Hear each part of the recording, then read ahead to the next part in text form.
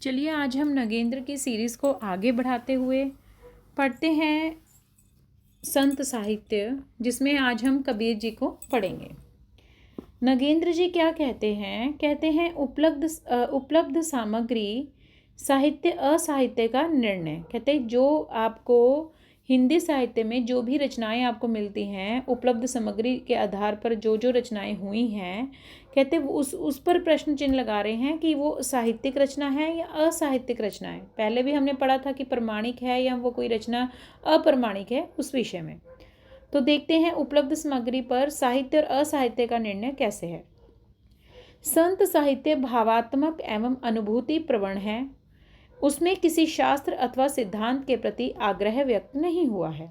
कहते जो संत साहित्य, हमें पता है कि जो संत साहित्य है, जैसे कि निर्गुण संत धारा जो चली थी एक, तो निर्गुण है, सगुण है। तो ये जो संत साहित्य में जो निर्गुण है, कहते भावात्मक और अनुभूति प्रवण है। उसमें किसी शास्त्र अथवा सिद्धांत के प्रति आग्रह व्यक्त नहीं हुआ है। जो संत साहित्य आया है उसमें एक जो भक्ति है वो भावात्मक वाली भक्ति है, अनुभूतिपूर्ण वाली भक्ति है, ना कि उसमें शास्त्र और किसी सिद्धांत पर आधारित भक्ति है। कबीर जी ने भी तो बोला ही था ना कि जरूरी नहीं कि आपको बड़े बड़े शास्त्र ग्रंथ पढ़ने आने चाहिए तभी आप भक्ति कर सकते हो। नहीं, बिना बड़े बड़े शास्त्र ग्रंथ को पढ़े बगैर भी आप भक्ति के रास्ते पर चल सकते हो। क्या कबीर जी क्या पढ़े लिखे थे? क्या उन्होंने बड़े बड़े शास्त्र ग्रंथ पढ़े थे? नहीं, उन्होंने तो खुद बोला था कि मैंने तो कभी कागज को छुआ तक नहीं, कलम को हाथ तक नहीं लगाया, लेकिन फिर भी इतना बड़ा ज्ञान दे गए वो। तो वही है कि संत साहित्य भावना से जुड़ा हुआ है, भावात्मक और अपनी अनुभूति से जुड़ा हुआ है, ना कि उसमें कोई शास्त्र और सिद्धांत के प्रति उसमें कोई आग्रह व्यक्त किया गया। यह बात साधना क्षेत्र और साहित्य जगत दोनों ही में समान रूप से लक्षित होती है। कहते हैं ये संत साहित्य का जो ये भक्ति है जो भावात्मक और अनुभूति प्रवण है, कहते हैं ये बात साधना क्षेत्र और साहित्य जगत दोनों में लागू हो रही है। निर्गुण काव्य धारा के संत कवि सामान्यतः समाज के निम्न वर्गों में आवरीभूत हुए थे। अब देखिए, जो निर्गुण काव्य धारा के संत थे ये ज़्यादातर समाज के निम्न वर्गों में ही आवरीभूत हुए थे। ऐसा नहीं था कि ये बहुत ज़्यादा मतलब कि उच्च वर्ग से संबंधित थे। जितने भी आप संत लोग देखोगे, संत साहित्य में जितना भी संत लोगों को पढ़ते हो, ये सब लोग निम्न वर्ग से ही जुड़े हुए थे। समाज ने उन्हें आदरणीय नहीं समझा। अब देखिए, संत साहित्य वालों को ये जो संत आए अलग अलग, इनको जो उच्च वर्ग के लोग थे ना, ये अच्छा नहीं समझते थे। समाज में उनका कोई आदर नहीं होता था। वे साधन विहीन वातावरण में उत्पन्न हुए। कौन से वातावरण में? जहाँ कोई इनको साधन उपलब्ध नहीं था, साधन विहीन वातावरण में बेचारे उत्पन्न हुए, तथा साहित्य भाषा व्याकरण आदि के अनुशीलन से वंचित रहे। और आपको पता है क्योंकि ये निम्न वर्ग के थे, इनको ना पढ़ाया लिखाया गया, क्योंकि इनके पास पैसा नहीं था पढ़ने लिखने के लिए।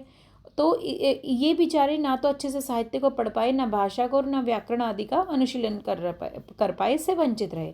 इसीलिए उनकी काव्य भाषा में परिष्कार, परिमार्जन, परिनिष्ठता और साहित्यिकता नहीं है। इसलिए ये अभी आरोप लगाया जा रहा है कि ये जो संत साहित्य हैं ये निम्न वर्ग से जुड़े हुए हैं। दूसरा आरोप इन पर यह लगाया गया कि इन्होंने भाषा, साहित्य, व्याकरण आदि का अनुशीलन अच्छे से नहीं किया है। क्यों? क्योंकि इन्हें वातावरण ही नहीं ऐसा पढ़ाई वाला मिला, माहौल ही नहीं मिला। तीसरा इन पर आरोप लगाया गया कि इनका काव्य भाषा में क्या है, इनकी काव्य भाषा में परिष्कार, परिमार्जन और परिनिष्ठता और साहित्यिकता नहीं है। कोई इनमें कोई एक साहित्यिक निष्ठ भाषा यूज़ की हो, ऐसा कुछ साहित्यिकता नहीं है इनके काव्य में। संतों का भाषा दर्श सहजता और सरलता की ओर उन्मुक्त हुआ है।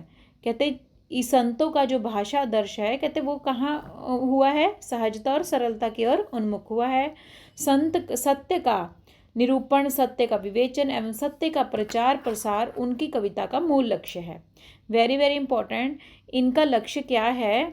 सत्य का निरूपण, सत्य का विवेचन एवं सत्य का प्रचार प्रसार करना इनकी संत साहित्य वालों का मेन उद्देश्य रहा है। उनका ध्यान न काव्य सौष्ठव की ओर था, न भाषा के परिमार्जन की ओर था। यहाँ तक कि कवि और कवि कर्म की उन्होंने स्वतः आलोचना की है। अब देखिए, ये जो संत साहित्य थे, नगेंद्र जी कहते हैं, ये सिर्फ सत्य की बात पर आगे, मतलब कि कहते हैं ना कि सत्य को सामने लाने के उसमें थे। सत्य का निरूपण, सत्य का ही विवेचन करने में ये लगे हुए थे। इनका जो इन्होंने इनका ध्यान काव्य के सौष्ठव की तरफ नहीं बढ़ा कि काव्य को बढ़ा चढ़ाकर या काव्य की प्रतिष्ठा बढ़ानी है, ये सब चीज़ें नहीं थी। बनावटीपन में नहीं था इनका ध्यान, और ना भाषा के परिमार्जन की ओर था। यहाँ तक कि कवि और कविकर्म की उन्होंने स्वतः आलोचना की है। संत काव्य में साधारणीकरण भी है और वस्तु स्थिति का सौंदर्य बोध भी। अब याद रखना है, साधारणीकरण का मतलब जो सामने वाला कह रहा है, अगर आप उसके भाव को खुद भी वही धारण कर लो, आप भी वही वाला भाव ग्रहण कर लो, तो इसका मतलब आपने साधारणीकरण कर लिया उसकी बात को। तो साधारणीकरण का मतलब कि कवि क्या कहना चाह रहा है और पढ़ने वाला पाठक कवि के अगर भाव को समझ गया कि वो क्या कहना चाह रहा है कवि, और उसके उस कवि के भाव जब पाठक के भाव बन जाते हैं, तो यही क्या होता है, साधारणीकरण, यानी सहृदय में, यानी हृदय में धारण कर लेना उस बात को। मान लो कोई कवि भ्रूण हत्या को लेकर लिख रहा है और कोई पाठक है, वो कहता है कि मैं तो नहीं भ्रूण हत्या को मानता इतना जितना, दहेज प्रथा को मैं नहीं मानता, ये सब चीज़ें। लेकिन जैसे ही उस किसी कवि ने दहेज प्रथा और उस पर लिखा, भ्रूण हत्या पर, अब पाठक जो पहले नहीं मानता था दहेज प्रथा, आज वो भी मानने लगा है। यानी उसने जो कवि कहना चाह रहा है उसके भाव को धारण कर लिया। यही तो क्या है, साधारणीकरण है। संत काव्य में भी यही है, वो अपने काव्य के माध्यम से लोगों के भीतर एक साधारणीकरण करना चाहते हैं, वस्तु स्थिति का सौंदर्य बोध भी करना चाहते हैं, परंतु इसकी रचना भाव, विभाव, अनुभाव और संचारी भावों की दृष्टि से रस निष्पत्ति के निमित्त नहीं की गई है। अब हमने पढ़ा है ना, ये भरत मुनि ने भी दिया था सूत्र, विभाव, अनुभाव और संचारी भाव। संचारी भाव जो आते जाते रहते हैं, अनुभाव जो आप रिएक्ट करते हो किसी चीज़ का, रिएक्शन देते हो, तो ये अनुभाव है। ये सब चीज़ें कहते हैं इनके काव्य में सारी चीज़ें हैं, साधारणीकरण है संत काव्य में, लेकिन जो एक रस की निष्पत्ति है ना, संचारी भावों की दृष्टि से रस निष्पत्ति के निमित्त नहीं की गई है। वस्तुतः इस और इन कवियों की प्रवृत्ति भी नहीं थी कि मतलब इन कवियों का, अब सीधी सीधी बात है, संत कवियों का ये नहीं था कि हाँ हमारे काव्य को पढ़कर लोगों को मज़ा आ जाए, रस आ जाए। ये बनावटीपन में नहीं जुड़े हुए थे। रस की बात, रस निष्पत्ति की वहाँ है कि हाँ, कि उन रस निष्पत्ति वाले कहते हैं कि जैसे भरत मुनि कहते हैं कि काव्य को पढ़ने पर रस आ जाना चाहिए, मज़ा आ जाना चाहिए। लेकिन संत कवियों का ध्यान इस तरह और नहीं गया कि हमने अपने काव्य के द्वारा लोगों को रस की निष्पत्ति करवानी है। उनका लक्ष्य तो मात्र किसकी तरफ था कि बस हमें सत्यता की और लोगों को दिखाना है कि सत्य जो समाज में जो चीज़ें फैली हुई हैं उनकी तरफ लोगों को ध्यान आकर्षित करके उनको जागरूक करवाना है। उनका लक्ष्य ये था। वस्तुतः भक्ति रस का पान करके ये ऐसी आत्मविस्मृत अवस्था में पहुंच गए कि काव्य रस या लौकिक रसों का इन्हें ध्यान ही नहीं रहा बिल्कुल। अब ये लोग जो संत कवि लोग थे, ये भक्ति रस में इतना डूब गए, भगवान की भक्ति में, इनको ध्यान ही नहीं रहा कि काव्य रस या लौकिक रस का इन्हें बिल्कुल ध्यान नहीं। काव्य रस मतलब कि काव्य को पढ़ने में रस भी आना चाहिए सामने वाले को, ये इनका ध्यान रस की तरफ नहीं गया। यानी कि हाँ, भाषा को बहुत बढ़ा चढ़ाकर अलंकार यूज़ करने हैं, उसमें छंद भर दो, कि चमत्कार पैदा कर दो, कि लोगों के हृदय में जगह बन जाए कि हाँ कविता कितनी अच्छी। इनका ध्यान इनकी ओर नहीं था। ये सहज भाषा में बढ़े, ये बनावटी भाषा में नहीं पढ़े, ये सहज और स्वच्छंद रूप से आगे बढ़े हैं। इसीलिए तो इनके काव्य में काव्य रस या लौकिक रसों का इन्हें ध्यान नहीं है। संत कवियों का लक्ष्य काव्य रचना नहीं था, उनकी रचनाओं में जन जन के हित और उनके उद्बोधन की भावना शामिल है। Very very important. संत कवियों का लक्ष्य, संत कवि कहते हैं कि हमारा लक्ष्य मात्र केवल काव्य को रचना करना नहीं है। काव्य रचना करना, जो इंसान सिर्फ काव्य रचना को करने का उद्देश्य रखेगा, वो सिर्फ ये चाहेगा कि बस मेरी रचना सामने वाले को पढ़ने में अच्छी लगे, बस काम हो गया। सामने वाले पर उसका कोई प्रभाव पड़े ना पड़े, इनको कोई मतलब नहीं है। जो तो काव्य रचना की दृष्टि से ही केवल करेगा। लेकिन संत कवियों ने बोला कि हमने काव्य को रचा है केवल काव्य रचना की दृष्टि से नहीं, हमने काव्य को रचा है जन के हित के लिए, लोगों के भले के लिए हमने काव्य को रचा है, जन जन के हित के लिए, और उनके उद्बोधन की भावना इसमें शामिल है। भावों के स्पष्टीकरण के लिए उन्होंने प्रतीकों, उपमाओं, रूपकों की योजना अवश्य की है। कहते अपने भावों को स्पष्ट रूप से दिखाने के लिए कहीं ना कहीं तो हमें थोड़ी थोड़ी चीज़ें, प्रतीकों का, कल्पनाओं का सहारा तो लेना पड़ता है, ये तो स्वाभाविक है। कहते हमने प्रतीकों, उपमाओं का, रूपकों का सहारा लिया है, किंतु इसमें संदेह नहीं है काव्य उत्कृष्ट अथवा काव्य सौष्ठव उनका साध्य नहीं था। Very very important. कहता हमने भी प्रतीकों का सहारा लिया, उपमाओं का सहारा लिया है, रूपकों का सहारा लिया है, लेकिन कहीं भी हमारे काव्य में वो बनावटीपन कि हमने बढ़ा चढ़ाकर किसी बात को कहने के लिए प्रतीकों का सहारा लिया हो, ऐसा कुछ नहीं है। हमने लिया है प्रतीकों का सहारा, उपमाएं दी हैं, हमने रूपकों का सहारा लिया है, लेकिन केवल सहज भाव के जो जनता के हित के लिए, कि लोगों को रचनाएं पढ़ के उनका हित हो, जागरूक हो, बस केवल उनके लिए, ना कि काव्य में चमत्कार पैदा करने के उद्देश्य से। उनकी भाषा का रूप भी स्थिर नहीं है। शब्द विन्यास की दृष्टि में उसमें उस कोटि की साहित्यिकता नहीं मिलती जैसी राम काव्य, कृष्ण काव्य और किसी सीमा तक प्रेम आख्यान काव्य में सुलभ है। आप देखिए, ये राम कृष्ण, ये निर्गुण की बात कर रहे हैं। जो निर्गुण संत कवि लोग हैं ना, इनके शब्द विन्यास की दृष्टि से उसमें उच्च कोटि की साहित्यिकता इनमें नहीं मिलती, जैसी आपको सगुण काव्य मिलेगी। जैसे राम और कृष्ण काव्य जो सगुण से जुड़े हुए हैं, ऊपर हम इतनी जो सारी चीज़ें पढ़ी हैं, अभी निर्गुण संत कवि वालों की पढ़ी है। ये सगुण वाले आ गए। अब राम काव्य, कृष्ण काव्य और किसी सीमा तक प्रेम आख्यान काव्य में सुलभ है। साहित्यिकता आपको किस में मिलती है? याद रखना, नगेंद्र जी के अनुसार संत काव्य में साहित्यिकता नहीं है। ठीक है, उच्च कोटि की एक साहित्यिकता नहीं है। शब्द विन्यास की दृष्टि से उसमें एक उस कोटि की साहित्यिकता नहीं है जो एक राम काव्य और कृष्ण काव्य में मिलती है। इन काव्य धाराओं के प्रमुख कवियों की भाषा में प्राय जो परिमार्जन, प्रभाव पर निष्ठता और सोष्ट विद्यमान है, वे निर्गुण काव्य धारा में दुर्लभ है।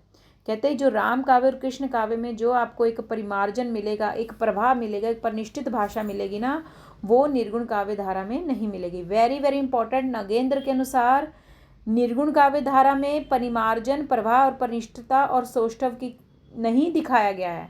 वहीं सगुण काव्य में उनकी भाषा में परिमार्जन भी है, एक प्रवाह भी है, एक परिनिष्ठता भी है। याद रखना, दोनों का क्वालिटी।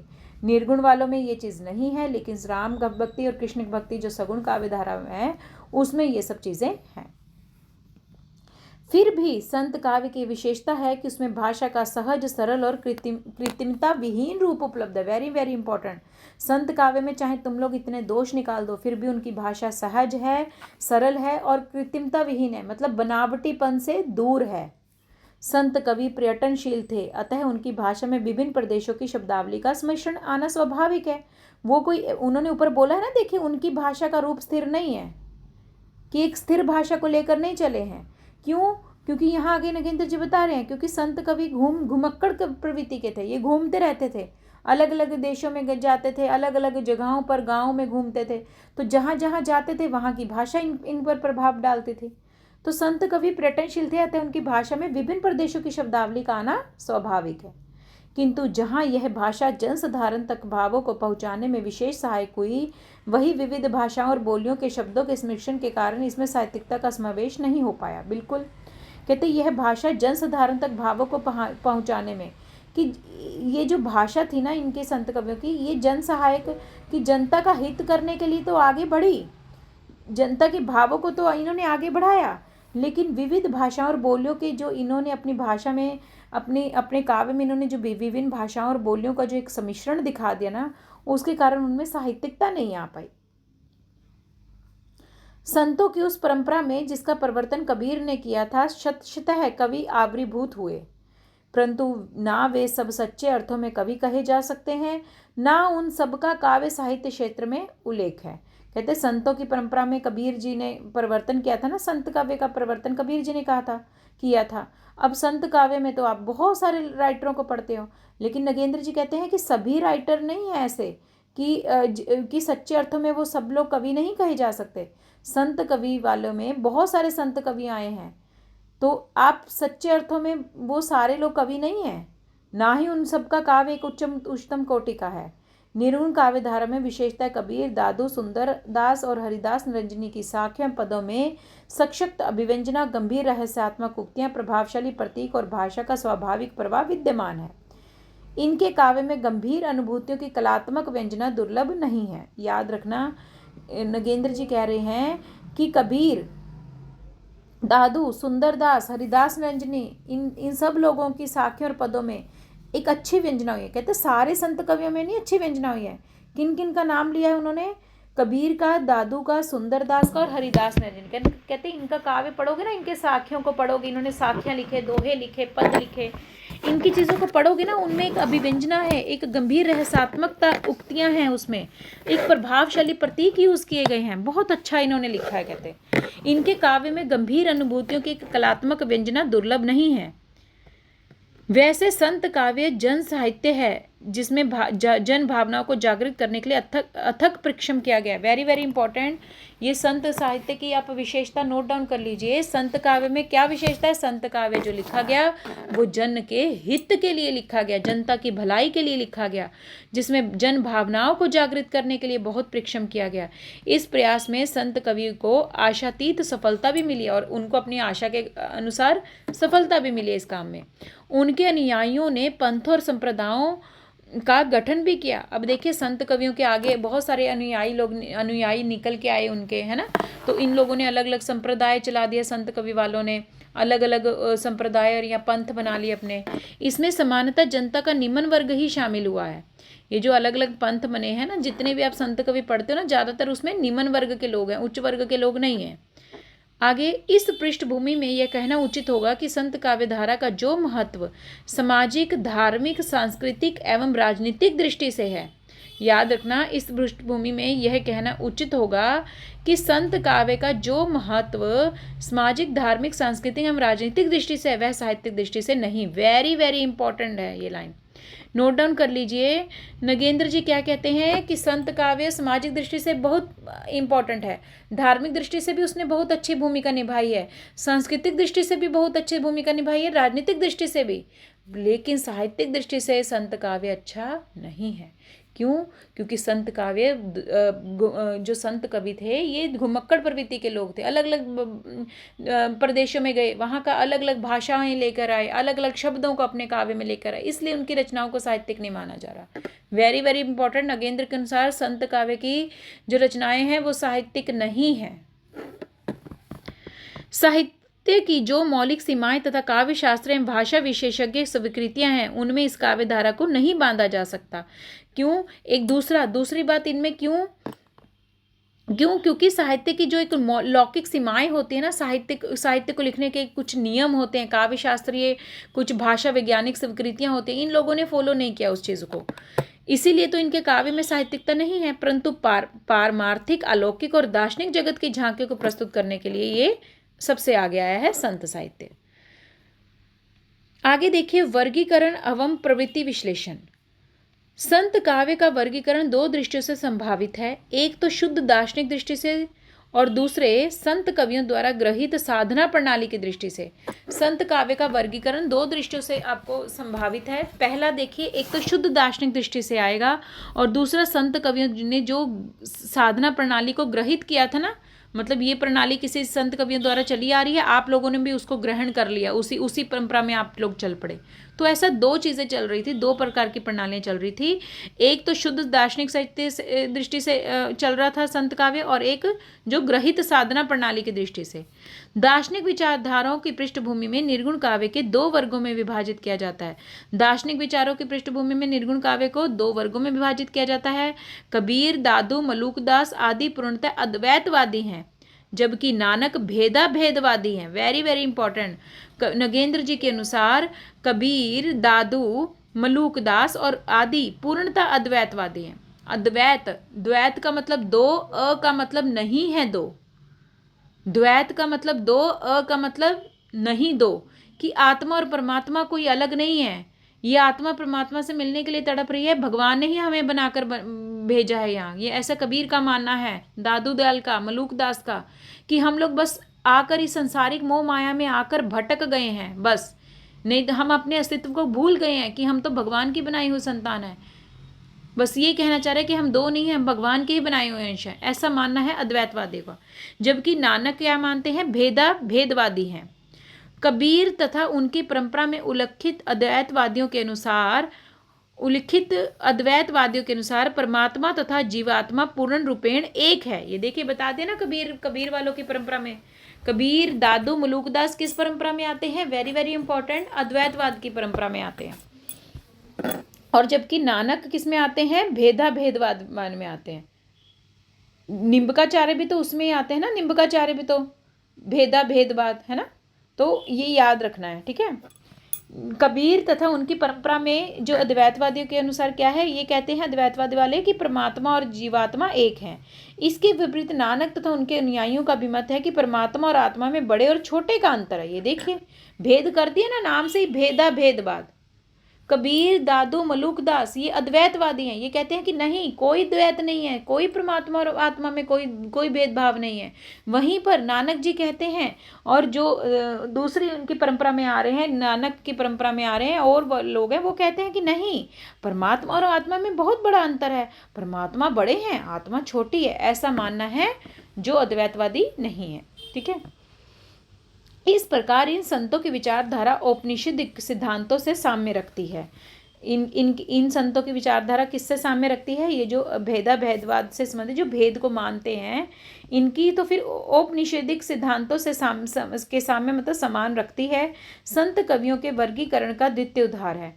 ठीक है। औपनिषदिक काल भी तो हम पढ़ते हैं ना, जिसमें भेद चल रहा था। जैसे राजाओं और प्रजा में भेद था कि राजा बड़ी हैं, प्रजा छोटी है, उच्च वर्ग के लोग बड़े हैं, निम्न के छोटे हैं, वही भेद आगे चल पड़ा। संत कवियों के वर्गीकरण का द्वितीय आधार क्या है? उनकी साधना प्रणाली। संत साधकों में एक वर्ग ऐसा आया जो योग साधना से पूर्णतः प्रभावित था। अब देखिए, अभी हमने दो वर्ग क्या पढ़े ऊपर संत काव्य वालों में। एक जो था वो एक मान रहा था अद्वैतवादी वाला संप्रदाय को मान रहा था, दूसरा किसको मान रहा था? भेद वाले। अब देखिए, संत कवियों के वर्गीकरण का दूसरा आधार क्या है? इसके आधार पर भी साधना प्रणाली के अनुसार भी इसको दो भागों में बांटा गया। कैसे? एक मान लो दो वर्ग हैं, इधर भी संत हैं और दूसरे वर्ग में भी संत हैं। एक जो वर्ग संत का है वो कैसे करता है? वो योग साधना से पूर्णतः प्रभावित है, वो योग साधना को बहुत इंपॉर्टेंट मानता है। सोहे, हंस, इंगला, पिंगला, सुषुम्ना, सुरति, निरति आदि का उल्लेख तो सभी ने किया है, परंतु हठ योगी साधना की सूक्ष्मताओं का ज्ञान और अनुभव कबीर दास, सुंदर दास तथा हरिदास निरंजनी को विशेष रूप से था। Very very important. अब देखिए, नाथपंथी लेकर आए थे ना हठ योग साधना को, कि आप योगा करिए, आप अपने शरीर को क्या कीजिए, अपने कुंडलियों को जागृत करिए, आप अपने साधना करिए, साधिए अपने शरीर को, तो आपको भगवान मिल जाएगा, आपकी कुंडली जागृत हो। तो योग साधना करने से क्या होता है कि जो आपका मन इधर उधर भटक रहा है वो पवित्र हो जाए, वो एक जगह स्थिर हो जाएगा। जब स्थिर हो गया तो आप अच्छे से भगवान को भक्ति कर सकते हो। तो यहीं पर कह रहे हैं नगेंद्र जी, कहते एक संत लोग का वर्ग ऐसा था जो योग साधना से बिल्कुल प्रभावित था। अब देखिए, कहते सब लोगों ने इंगला पिंगला नाड़ी की बात की होगी, सुषुम्ना नाड़ी की बात की है, सुरति निरति सबकी बात की है, लेकिन हठ योगी साधना की सूक्ष्मताओं का ज्ञान और अनुभव किसको था? कबीर। तभी तो कहते हैं ना कि कबीर दास पर किसका प्रभाव है? नाथपंथियों का प्रभाव था। सुंदरदास पर भी, हरिदास निरंजनी पर भी हठ योग साधना का प्रभाव था।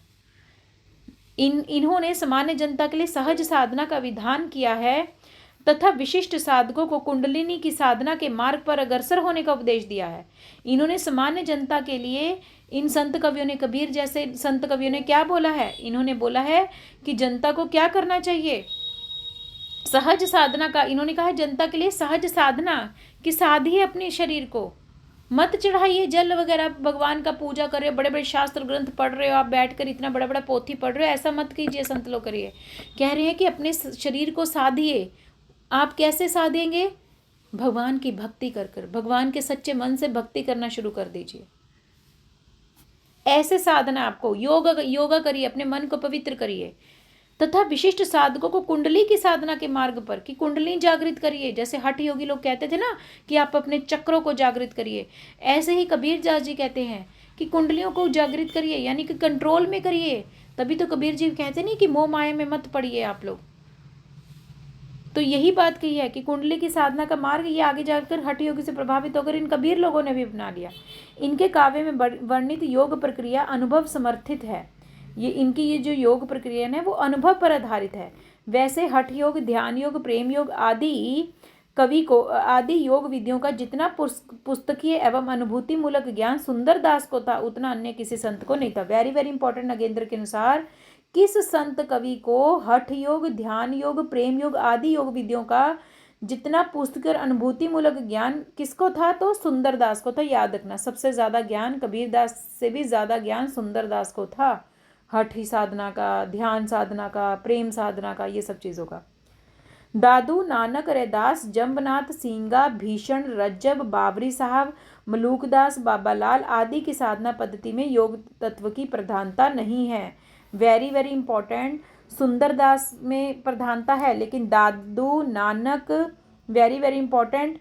ये अगर प्रश्न आ जाए किसकी पद्धति में योग साधना की प्रधानता नहीं है, तो इन लोगों के नाम आपको याद रखना है। इनमें क्या नहीं है, प्रधानता नहीं है। किन किन में? दादू में, नानक में, रैदास में, जम्बनाथ में, सींगा में, भीषण, रज्जब, बाबरी साहब, मलूकदास, बाबालाल आदि की साधना पद्धति में योग साधना की प्रधानता नहीं है।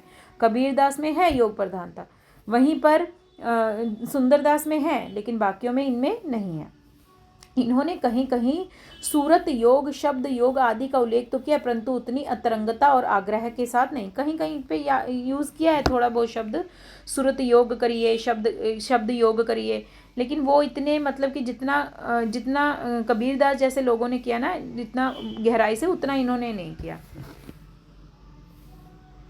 आगे देखिए, कहते सभी संत, वेरी इंपॉर्टेंट, सभी संत मूर्ति पूजा और अवतारवाद के विरोधी थे। बिल्कुल, संत लोग क्या थे? ये निर्गुण संत लोग किसके विरोधी थे? वो कहते कि नहीं, मूर्ति की पूजा नहीं करनी, आपको किसी अवतारी पुरुष की पूजा नहीं करनी, राम की पूजा, कृष्ण की अवतार रूप की आपको पूजा नहीं करनी है, परंतु जाने अनजाने रूप में इनमें से कुछ की रचनाओं में सगुण तत्वों का समावेश हो गया है। Very very important.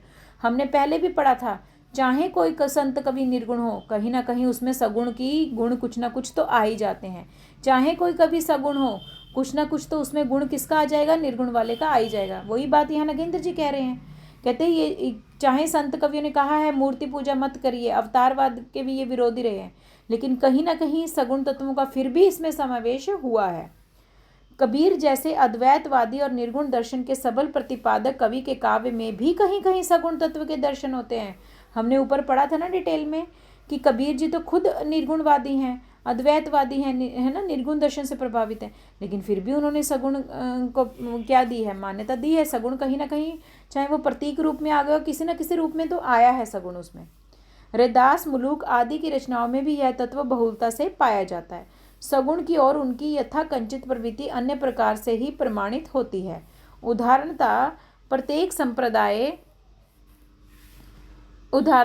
संप्रदाय में सदगुरु को अवतार माना गया। इस संदर्भ में सदगुरु के चित्र की उपासना में सगुण तत्व का ही प्रधान परिलक्षित होता है। Very very important.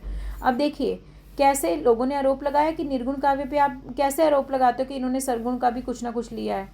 तो ये आरोप लगाते हुए बोला, देखिए निर्गुण वालों ने बताइए गुरु को महत्व दिया है? नहीं दिया। बिल्कुल दिया है गुरु को महत्व। अब गुरु को जो महत्व देगा, तो गुरु भी तो एक साक्षात्कार है ही, सामने ही है ना हमारा गुरु, तो गुरु का सगुण रूप होगा। तो बताइए, कहीं ना कहीं गुरु को माना है, तो इसका मतलब इन्होंने भी सगुण को माना है कहीं ना कहीं। तो यहाँ पर नगेंद्र जी कह रहे हैं, कहते हैं कि सगुण तत्व की प्रधान प्रभाव लक्षित होता है। बिल्कुल इसी प्रकार माला, तिलक, छाप आदि जिन उपकरणों के आरंभ में निर्गुण कवियों ने बड़ी निंदा की है, वही कालांतर में उनके साधना के अंग बन गए। अब देखिए, शुरू में निर्गुण कवियों ने माला मत जपो, तिलक मत लगाओ, ये सब चीज़ें मत करो, ये बाहरी आडंबर है। लेकिन धीरे धीरे जब एक समय था, ये निर्गुण कवि इनका निंदा करते थे, माला, तिलक, जाप का, और आज आने वाले समय में इनकी साधना के ये अंग बन गए। माला, तिलक, छाप, ये सब इनके भी अंग बन गए। तो आ गया ना सगुण कहीं ना कहीं। संप्रदायों के केंद्र में स्थानों में सदगुरु तथा उनकी परंपरा में अवतरित संत की आरती भी होने लगी। अब देखिए धीरे धीरे आरती तो हम सगुण रूप की करते हैं, अब निर्गुण लोगों ने भी कहीं ना कहीं सगुण वालों का हल्का फुल्का अपना लिया, आरती करनी शुरू कर दी। तात्पर्य यह है कि निर्गुण संत मत के अनुयायी कालांतर में किस सीमा तक सगुण तत्व की ओर उन्मुख हो गए। नगेंद्र जी कहते हैं, ये दिखाना चाह रहा हूँ कि जो निर्गुण लोग कहते हैं ना कि हमारे पर संत मत, हम लोग संत मत से जुड़े हैं, हमारी काव्यधारा संत काव्यधारा है, हम सगुण को नहीं मानते, तो ये दिखाने के लिए उन्होंने दिखाया नगेंद्र जी कि देखिए सगुण का प्रभाव उन पर है, निर्गुण वालों पर भी। आगे चलिए, निर्गुण भक्ति धारा के प्रमुख कवि। निर्गुण संतों की विचारधारा के बीज सिद्ध एवं नाथ कवियों की रचनाओं में तो मिलते ही हैं। बिल्कुल, निर्गुण संतों की विचारधारा के बीज हैं, मैं बहुत बार पहले भी बता चुकी हूँ कि जो बीज तैयार किया था भक्ति का, वो इन नाथों और सिद्धों ने किया था। तो पृष्ठभूमि तो तैयार करने वाले वही थे। तो निर्गुण संतों की विचारधारा के बीज सिद्ध और नाथ कवि की रचनाओं में तो मिलते हैं। सिद्ध और नाथों की रचनाओं, कविताओं की रचनाओं में किसके मिलते हैं? संतों की विचारधारा के बीज मिलते हैं। आदिकाल में नामदेव में भी इस दिशा में योग दिया है। आदिकाल में नामदेव ने भी इस दिशा में योगदान दिया है। भक्ति काल निर्गुण भक्त कवियों में कबीर, दादू, नानक, रैदास, सुंदरदास, मलूक प्रभृति संतों ने भक्ति भावना के प्रसार और भक्ति काव्य की रचना में न केवल स्वयं उल्लेखनीय योग दिया है, अपितु इनकी शिष्य परंपरा के में बाद में भी निर्गुण भक्ति की रचना होती रही है। कहते कि कबीर, दादू, ये नानक, रैदास, सुंदर, इन लोगों ने नहीं भक्ति भावना में, काव्य रचना में अपना योगदान है, बल्कि इनके आने वाले शिष्य ने भी आगे योगदान दिया है। यहाँ प्रमुख संत कवियों और उनके अनुयायियों का संक्षिप्त परिचय देना समीचीन होगा। अब कहते हैं कि अब थोड़ा सा संत कवियों का परिचय पढ़ते हैं। पहले संत कवि हमारे पास आते हैं रामानंद। तो रामानंद के बारे में नगेंद्र जी क्या कहते हैं? कहते रामानंद अपने गुरु के सर्वाधिक यशस्वी साधक एवं प्रगतिशील विचारक थे। ठीक है, रामानंद की अपने गुरु के क्या थे? बड़े ही एक प्रगतिशील विचारक थे। संत मत के प्रचार एवं प्रसार का श्रेय इन्हीं को जाता है। रामानंद को ही संत मत के प्रचार और प्रसार का श्रेय जाता है। नाभादास ने भक्तमाल में लिखा है, याद रखना नाभादास की रचना है भक्तमाल। उसमें उन्होंने क्या लिखा है कि इनके अनेक शिष्य प्रशिष्य थे, जिनमें अनंत दास, कबीर, पीपा, धन्ना आदि विशेष रूप से उल्लेखनीय है। कहते रामानंद के अनेक शिष्य हुए हैं। अनंत दास, कबीर, पीपा, धन्ना आदि। रामानंद को दीर्घ, पवित्र एवं साधनात्मक जीवन प्राप्त हुआ है। कहते रामानंद को एक पवित्र जीवन प्राप्त हुआ है, एक साधना वाला जीवन प्राप्त हुआ और एक लंबी आयु वाला। किंतु इनके आविर्भाव काल, निधन काल तथा जीवन चरित्र के संबंध में कोई प्रमाणिक सामग्री उपलब्ध नहीं हुई है। अब देखिए इन रामानंद के बारे में कहते हैं इनका उदय कब हुआ, इनका मृत्यु कब हुई, इनके जीवन चरित्र कैसा था, इसके बारे में अभी तक नगेंद्र जी कहते कोई प्रमाणिक प्रूफ नहीं मिला हमें। हाँ, भक्तमाल के अनुसार ये रामानुजाचार्य की शिष्य परंपरा में चतुर्थ शिष्य थे। ऐसा आइडिया लगाया गया है कि इस रचना के आधार पर नाभादास की रचना। भक्तमाल के अनुसार ये कहा गया है कि रामानंद किसकी शिष्य परंपरा में चतुर्थ शिष्य थे? रामानुजाचार्य की शिष्य परंपरा में चौथे शिष्य थे।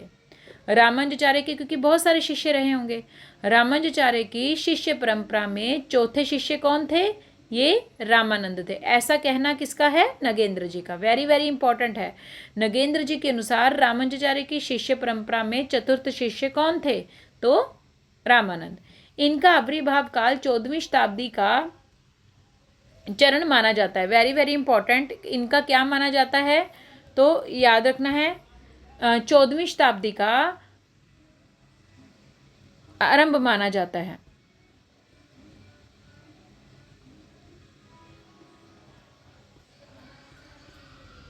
देखिए भक्तमाल के अनुसार ये रामानुजाचार्य की शिष्य परंपरा में चतुर शिष्य थे। इनका आविर्भाव काल कब माना जाता है? भक्तमाल के अनुसार पूछ लिया जाए तो वेरी वेरी इंपॉर्टेंट। रामानंद जी का भक्तमाल के अनुसार कौन सी शताब्दी का काल है? तो याद रखना इनका आविर्भाव काल 14वीं शताब्दी का अंतिम चरण माना जाता है। Very very important. रामानंद का आविर्भाव काल कब है? 14वीं शताब्दी का अंतिम चरण। क्योंकि यह प्रसिद्ध है कि ये कबीर और पीपा के गुरु थे। Very very important. ये कबीर और पीपा के क्या थे? गुरु थे। ऊपर भी उन्होंने बहुत बताया ना। देखिए रामानंद के शिष्य कौन कौन थे? अनंत दास, कबीर दास, पीपा, धन्ना आदि। तो हो गया कबीर और इनके गुरु हो गए ये। रामानंद आगे चलिए कहते अब देखिए अलग अलग अनुसार भक्तमाल के अनुसार नाभादास की रचना, भक्तमाल के अनुसार रामानंद का आविर्भाव काल कब है? 14वीं शताब्दी का अंतिम। आगे इन दोनों का आविर्भाव काल क्रमशः 1399 और 1425 ईस्वी स्वीकार किया जाता है। कबीर का 1399 और पीपा का भी 1425 स्वीकार किया जाता है। नगेंद्र के अनुसार कबीर का जन्म याद कर लीजिए 1399 और पीपा का 1425। रामानंद के निधन के काल के संबंध में दो मत प्रचलित हैं। अब मर गए तो इनके संबंध में दो बातें प्रचलित हैं। कुछ विद्वानों का कहना है कि इनकी मृत्यु 1463 में हुई और कुछ का मत है कि इन्होंने 1448 में ही शरीर का विसर्जन कर दिया। अब अलग अलग लोग हैं। कोई लोग कहते हैं कि इनकी मृत्यु 1416 में हुई, रामानंद में 1463 में हुई रामानंद की मृत्यु। कोई कह रहा है 4048 में ही होगी रामानंद की मृत्यु। उपलब्ध तथ्यों एवं उल्लेखों के आधार पर यह निश्चित किया जाता है कि इनका आविर्भाव काल लगभग 1368 तथा निधन काल 1468 ईस्वी था। कुल मिलाकर पता किया गया तो इनका क्या माना गया, आविर्भाव काल 1368 तथा निधन काल 1468 माना गया। Very very important. श्री भक्त माल सटीक के अनुसार इनका जन्म प्रयाग में कान्यकुब्ज ब्राह्मण कुल में हुआ था। याद रखना, श्री भक्त माल सटीक के अनुसार इनका जन्म कहाँ हुआ था, प्रयाग के कान्यकुब्ज ब्राह्मण कुल में हुआ था। इनकी शिक्षा दीक्षा रामानंद की काशी में हुई थी और स्वामी राघवानंद इनके दीक्षा गुरु थे। अब देखिए, भक्तमाल के अनुसार ये रामानुजाचार्य की शिष्य परंपरा में चौथे शिष्य थे, लेकिन नव भक्तमाल श्री भक्तमाल स्टीक के अनुसार ये राघवानंद इनके दीक्षा गुरु थे। Very very important.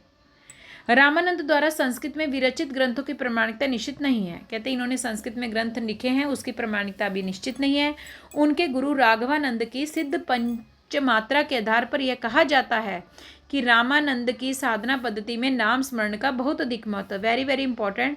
उनके गुरु राघवानंद की उनके गुरु थे ना, रामानंद के गुरु राघवानंद हैं, ऐसा श्री भक्तमाल स्टीक के अनुसार कि इनके गुरु राघवानंद है। और इनके गुरु राघवानंद जी क्या कहते हैं अपनी रचना, तो रामानंद के गुरु राघवानंद की रचना है सिद्धांत पंचमात्रा। Very very important.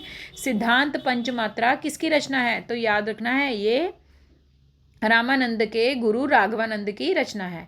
इसमें उन्होंने क्या बताया है कि रामानंद की साधना पद्धति में नाम स्मरण को इन्होंने बहुत महत्व दिया है। नाभादास के मत से रामानंद दशदा भक्ति के आगार थे। नाभादास के मत के अनुसार नाभादास कहता है कि रामानंद क्या थे, दशदा भक्ति के आगार थे। दशदा भक्ति के प्रचार के साथ साथ ही उन्होंने ज्ञान वृत्ति प्रेमियों को ज्ञान मार्ग का उपदेश देना शुरू किया। रामानंद से ही प्रेरणा ग्रहण कर कबीर ने साधना और भक्ति को सभी वर्णों तथा सभी वर्गों के लिए सुलभ कर दिया। अब देखिए, रामानंद से प्रेरणा पाकर ही कबीर ने जो साधना, जो भक्ति का रास्ता था ना, वो सब वर्गों के लिए खोल दिया और सभी वर्णों के लिए खोल दिया। रामानंद बड़े उदार चेता मनस्वी थे। रामानंद कहते बहुत अच्छे थे, उदार हृदय वाले थे। उन्होंने सामाजिक हीनता और असमर्थता की भावना को समूल नष्ट कर साधना का ऐसा भव्य और विशाल मंदिर निर्मित किया जिसके द्वार सबके लिए उन्मुक्त है। Very very important. Ramanand ji ने कहा कि सबके लिए द्वार खोल दिए भक्ति के लिए। सामाजिक हीनता नहीं होनी चाहिए, कोई किसी को हीन भाव से नहीं देखेगा, चाहे वो कोई उच्च वर्ग का हो चाहे कोई निम्न वर्ग का हो। सब लोग एक दूसरे को समान दृष्टि से देखेंगे, सब लोग समर्थ होकर रहेंगे, सबके अंदर समर्थता की भावना आएगी, ना कि असमर्थता की। सामाजिक हीनता और असमर्थता को उन्होंने नष्ट कर दिया और उन्होंने एक ऐसी चीज़ को आगे बढ़ाया कि सब लोग भक्ति करिए, सबके लिए उन्होंने रास्ते खोल दिए। रामानंद की हिंदी रचनाओं में उनका प्रगतिशील आध्यात्मिक एवं साधनात्मक दृष्टिकोण उपलब्ध है। तीर्थ यात्रा, मूर्ति पूजा, वेद आदि धर्म ग्रंथ एवं उपासना के बाह्य साधनों की आलोचना करते उन्होंने अंतः साधना का मार्ग प्रदर्शित किया। Very very important. रामानंद ने तीर्थ यात्रा, मूर्ति पूजा, वेदों को पढ़ना, इन सब का विरोध किया और किसके पक्ष में लिए रहे, अंतर साधना के पक्ष में रहे। ठीक है, अंतः साधना के मार्ग पर। उनकी रचनाओं में ब्रह्मा की प्रेम भक्ति का उपदेश है तथा उनकी काव्य भाषा प्राप्त स्वच्छ है। नगेंद्र के अनुसार रामानंद की रचनाओं में ब्रह्मा की प्रेमा भक्ति है, ब्रह्मा के प्रति प्रेम भक्ति है। ठीक है, और उनमें उपदेश भी छिपा है उनकी रचनाओं में। अपने गुरु राघवानंद से प्राप्त भक्ति और ज्ञान की पृष्ठभूमि में उन्होंने रामावत संप्रदाय का प्रवर्तन किया। Very very important. रामानंद ने लेकर आए थे ना रामावत संप्रदाय। इस संप्रदाय में वो क्या बातें लेके आए, अपने गुरु राघवानंद से प्राप्त भक्ति और ज्ञान की पृष्ठभूमि लेकर आए। जो कहते कि मैंने अपने गुरु से राघवानंद से सीखा भक्ति और ज्ञान, वही बातें मैं आपको इस रामावत संप्रदाय में अब बता रहा हूँ। उनके बाद 16वीं शताब्दी में ही इस संप्रदाय का संपर्क श्री संप्रदाय के साथ इतना बढ़ गया कि दोनों में जो भेद था वह भावुक जनता के समक्ष अदृष्ट हो गया। अब देखिए, श्री संप्रदाय से कौन जुड़े हुए हैं, रामानुजाचार्य। अब रामानुजाचार्य और रामानंद का संबंध इतना जुड़ गया कि दोनों में जो भेद था वह भावुक जनता के समक्ष अदृष्ट हो गए, वो भी गायब हो गए। जो इनके अंदर जो भेद था ना, वो भी दूर हो गया। किसके अंदर, रामानंद और रामानुजाचार्य के अंदर। परंतु वस्तुतः दोनों में भेद विद्यमान था। श्री संप्रदाय के आराध्य नारायण है और रामावत संप्रदाय के राम। अब देखिए, कहते थोड़ा भेद तो वैसे है नहीं, लेकिन भेद किस कारण से है कि श्री संप्रदाय के जो रामावत संप्रदाय है, जो उसके रामावत संप्रदाय का प्रवर्तन किसने किया था? रामानंद ने किया था। तो कहते उसी प्रकार श्री संप्रदाय का प्रवर्तक कौन है? श्री संप्रदाय रामानुजाचार्य। तो ये जो श्री संप्रदाय के आराध्य है ना नारायण, श्री संप्रदाय वाले क्या मानते हैं? राम को नारायण को राम का ही रूप मानते हैं ना, तो आराध्य नारायण और रामावत संप्रदाय के राम है। श्री संप्रदाय के आराध्य नारायण है, याद रखना, और रामावत संप्रदाय के आराध्य कौन है? राम है। रामावत संप्रदाय में साधनात्मक प्रक्रियाओं के साथ ही व्यवहारिक जीवन की उदारता दिखाई गई है, सहिष्णुता दिखाई गई है, एक सहिष्णुता की भावनाएं दिखाई गई हैं। इस संप्रदाय का मूल मंत्र राम या सीताराम और आराध्य देव श्री राम है। वे निर्गुण निराकार अगम अगोचर होते हुए भी, तो यहाँ बता रहे हैं श्री संप्रदाय, इस संप्रदाय का मूल मंत्र क्या है? राम, रामावत संप्रदाय का, बस राम और सीताराम, उन्हीं का आराध्य देव श्री राम है। वे निर्गुण निराकार अगम अगोचर होते हुए भी, कहते क्या है? भक्तों के उसमें भक्तों और आंतरजनों के प्रमाणिक अवतार धारण कर लेते हैं। ठीक है, वे निर्गुण निराकार अगम और अगोचर हैं, याद रखना इनके राम, और वो कोई ना कोई रूप भी धारण अवतार के रूप में आते हैं। ये तो पढ़ा हमने रामानंद के बारे में। कल पढ़ेंगे हम कबीर जी के